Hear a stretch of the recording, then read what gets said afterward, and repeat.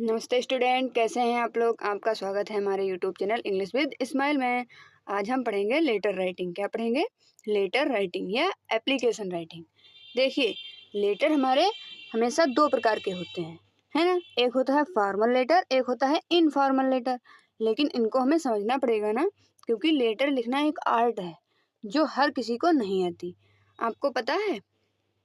देखिए, जिस तरह एक तरफ आप अपने प्रिंसिपल के लिए या किसी बड़े अधिकारी के लिए एप्लीकेशन लिखते हो ना, तो उसमें क्या दिखाते हो? उसमें उनको रिस्पेक्ट दिखाते हो, है ना। रिस्पेक्ट दिखाते हो तो उसे क्या कहते हैं? फॉर्मल लेटर कहते हैं। और दूसरी तरफ आप अपने दोस्त, अपने पिता को लेटर लिखते हो, उसे क्या कहते हैं? इनफॉर्मल लेटर कहते हैं। और उसमें क्या होता है? उसमें आपकी पर्सनल बातें होती हैं, है ना। लव होता है, फन होता है, ये सब होता है ना। तो जहाँ पे हमारा फॉर्मल लेटर आएगा, ठीक है, वहाँ पे हम रिस्पेक्ट दिखाएंगे, और जहाँ पे इनफॉर्मल लेटर आएगा वहाँ पे हम लव और फन दिखाएंगे। लेकिन दोनों का फार्मूला बहुत ही सिंपल है, बस समझना है ना। केवल आपको समझना है। तो चलो शुरू करते हैं। देखिए, लेटर लिखने से पहले आपको ये पता होना चाहिए कि आप लेटर किस बारे में लिख रहे हो, है ना। लेटर किस बारे में लिख रहे हो, ये सबसे इम्पोर्टेंट होता है। तो आप लोग इमेजिन करो कि आपके घर की लाइट चली गई है अचानक, ठीक है, और आपको इलेक्ट्रिसिटी बोर्ड को क्या करना है? कंप्लेंट करनी है। क्या करनी है? कंप्लेंट करनी है। तो तुम क्या लिखोगे? बताओ, क्या लिखोगे? अगर आपको इलेक्ट्रिसिटी बोर्ड को कंप्लेंट करनी है तो आप फॉर्मल लेटर लिखोगे ना, फॉर्मल टोन में लिखोगे। क्या जैसे बोलोगे?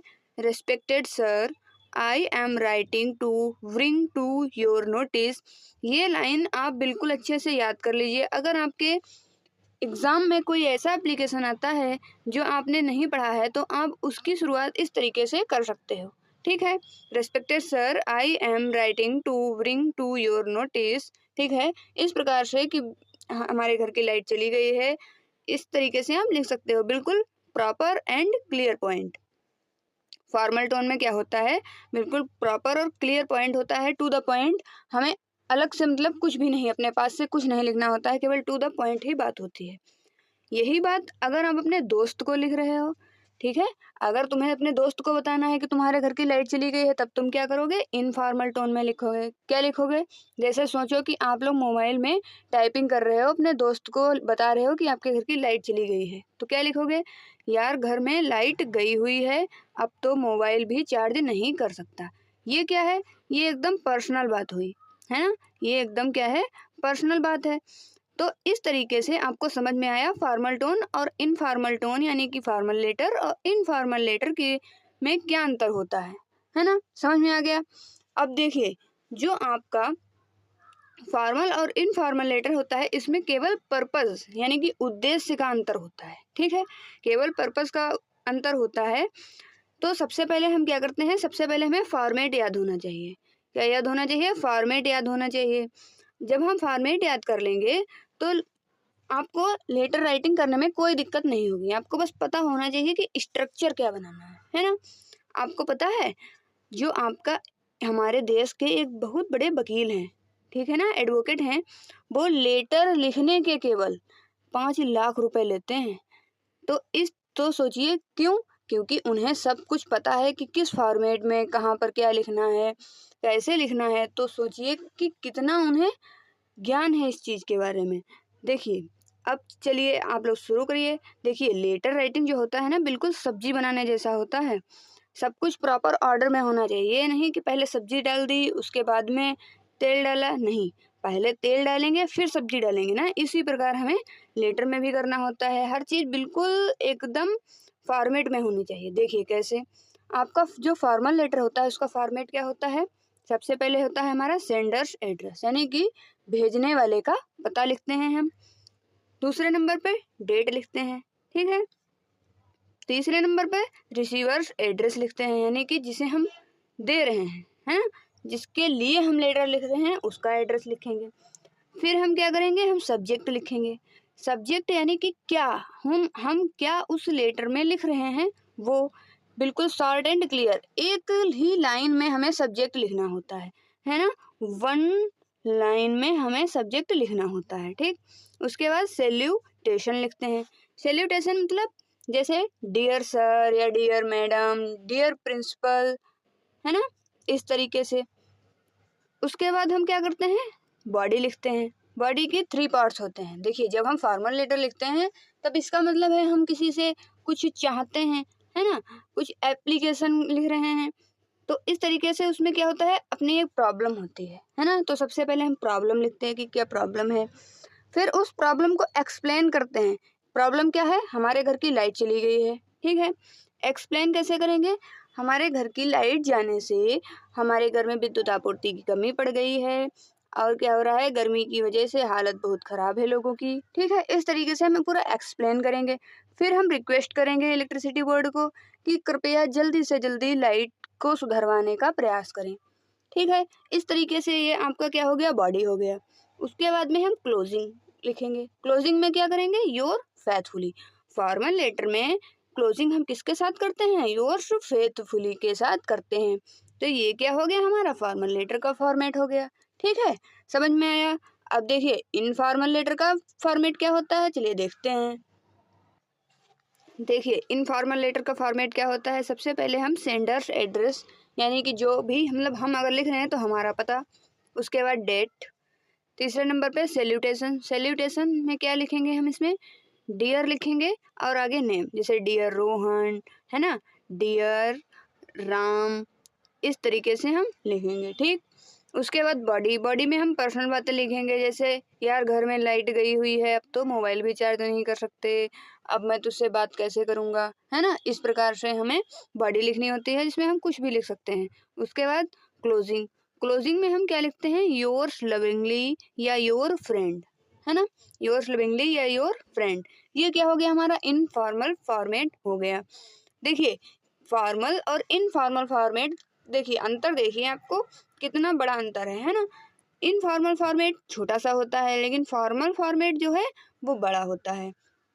इसको हम कैसे एक ट्रिक से याद रख सकते हैं ना, एक ट्रिक से याद रख सकते हैं, कैसे, देखिए ट्रिक क्या है, फॉर्मल फॉर्मेट की, यानी कि एप्लीकेशन जब हम लिखेंगे तो उसकी क्या है, SDRS SBC, यानी कि sender's address, date, receiver's address, subject, salutation, body, closing, यानी कि SDRS SBC, ठीक है।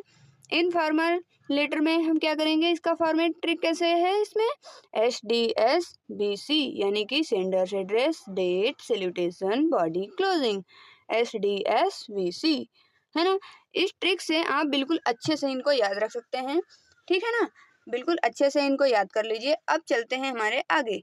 आगे हम क्या करेंगे, इनके हम एग्जाम्पल्स देखेंगे कि किस तरीके से हम इनको बना सकते हैं, किस तरीके से हम अपने आप लेटर को लिख सकते हैं, ठीक है ना। चलिए देखते हैं। देखिए जैसे आप फॉर्मल फॉर्मेट सबसे पहले हम समझेंगे, write 2 days leave request to your principal. ये मान लीजिए आपका एप्लीकेशन है, ठीक है ना, क्या है आपका एप्लीकेशन, आपको लिखना है write an application 2 days leave request to your principal, ठीक है। देखिए इसका हम क्या बनाएंगे, इसका फॉर्मेट,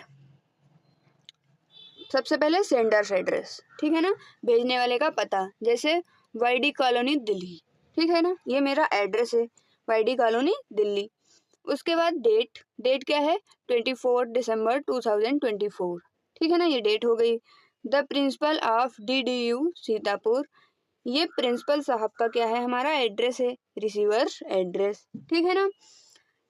सब्जेक्ट हमारा क्या है, हम सब्जेक्ट लिखेंगे और फिर लिखेंगे रिक्वेस्ट फॉर लीव, किसके लिए, लीव के लिए रिक्वेस्ट है, ठीक है ना।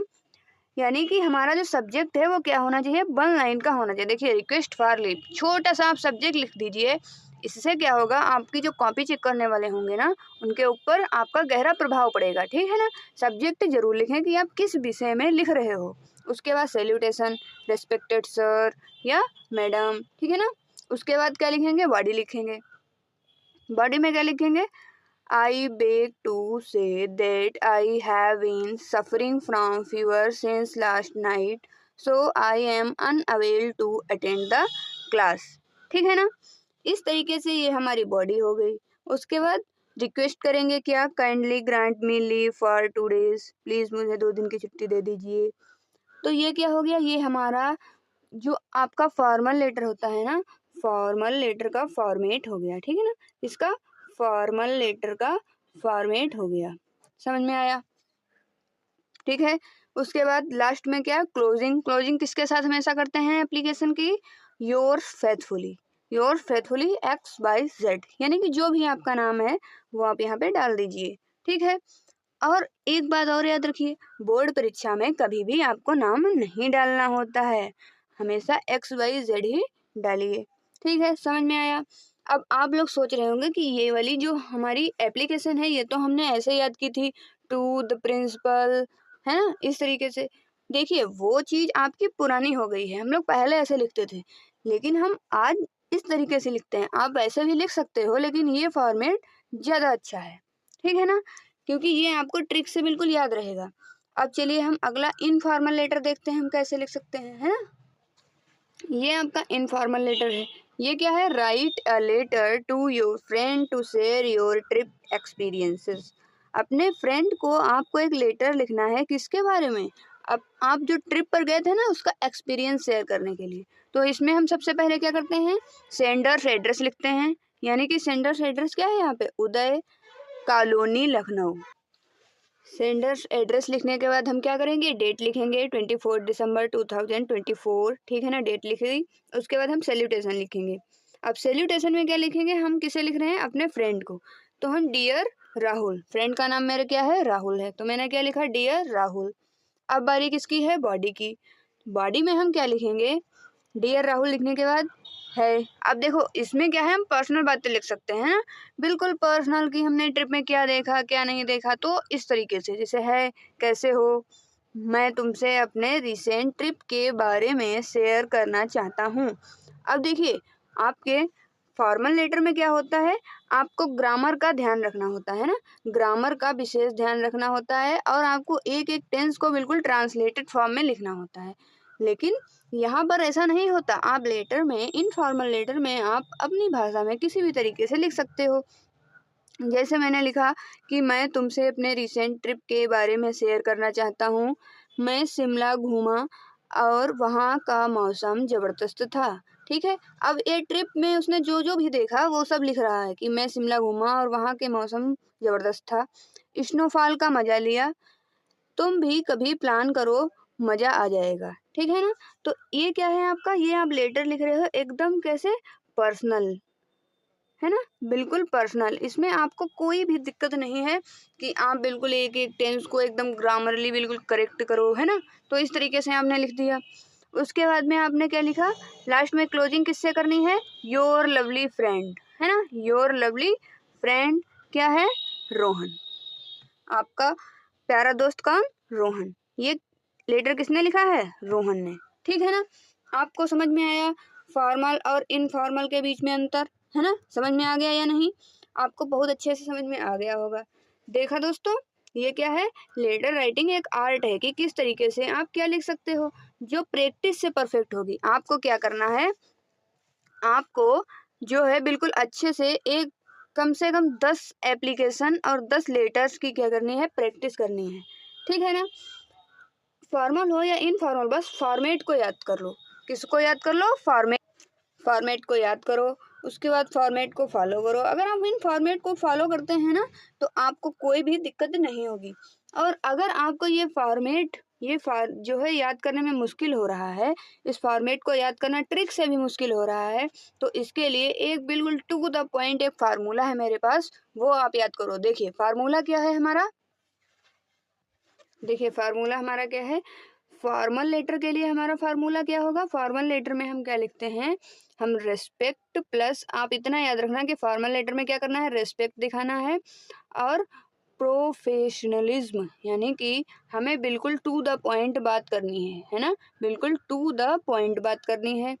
इनफॉर्मल में हमारा फार्मूला क्या होगा, इनफॉर्मल में हमारा फार्मूला होगा लव प्लस इमोशन, है ना। हमें जो है सामने वाले के डियर शब्द का यूज करना है, और अपने इमोशन यानी कि जो भी हमारे मन में है वो हमें लिखना है, ठीक है। अब क्या करना है आपको, अब से जब भी आपको लेटर लिखना हो, है ना, जब भी आपको एप्लीकेशन लिखना हो, तब बिल्कुल कॉन्फिडेंट रहिए कि आपको फॉर्मेट आता है, आप फटाफट से लिख दोगे, है ना। तो आप कॉन्फिडेंस रहिए, क्योंकि क्या होता है ना, practice makes a man perfect. Practice हमेशा आपको क्या करती है, परफेक्ट बनाती है। तो फॉर्मेट को ट्रिक के साथ याद करो, है ना। फॉर्मल और इनफॉर्मल के बीच में अंतर जानो। फॉर्मल का क्या है हमारा SDRS SBC, इनफॉर्मल का SDSBC। ये हमारी क्या है, ट्रिक है। अगर आपको हमारी ये ट्रिक, हमारे ये फार्मूले और हमारे द्वारा बताए गए फॉर्मेट अच्छे लगे हों तो प्लीज़ वीडियो को लाइक करो, है ना, और चैनल को सब्सक्राइब कर लो, ताकि आगे आने वाले वीडियोज़ आपको ऐसे ही मिलते रहें, है ना। तो चलो, थैंक यू।